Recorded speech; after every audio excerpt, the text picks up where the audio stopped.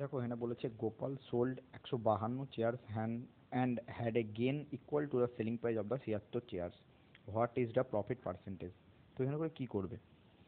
এখানে করে ধরে নিতে হবে তোমাদের যে সেলিং প্রাইসটা প্রত্যেকটা চেয়ারের ক্ষেত্রে 1 টাকা করে। প্রত্যেকটা চেয়ারের ক্ষেত্রে সেলিং প্রাইস কত টাকা করে? 1 টাকা করে। তাহলে 152টা চেয়ার বিক্রি করলে টোটাল সেলিং প্রাইস কত হবে? টোটাল সেলিং প্রাইস হবে 152 টাকা। কত হবে? 152 টাকা।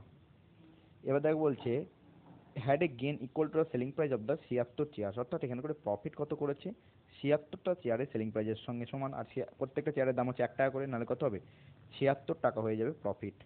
দেখো সেলিং প্রাইসের সঙ্গে যদি প্রফিটকে বাদ দাও তাহলে আমাদের কি বেরিয়ে যাবে? আমাদের সিপি বেরিয়ে যাবে। সিপিটা কত হয়ে যাচ্ছে? সিপিটা হচ্ছে 6 আর এখানে 7, 76 টাকায় হয়ে যাচ্ছে আমাদের সিপি। তাহলে সিপি ছিল 76, তার উপর আরও 76 টাকা প্রফিট করেছে দিয়ে টোটাল 152 টাকায় বিক্রি করেছে। দিয়ে আমাদের প্রফিট পার্সেন্টেজ বের করতে বলেছে।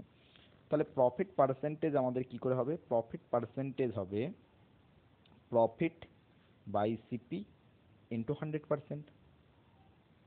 তাহলে প্রফিট কত রয়েছে? 76 টাকায় রয়েছে। সিপিউ দেখো 76 টাকা ইন্টু 100%। 76 76 কেটে গেলে আমাদের অ্যান্সার বেরিয়ে যাবে 100%। তো অপশন এ হবে একেবারে সঠিক উত্তর। ধন্যবাদ।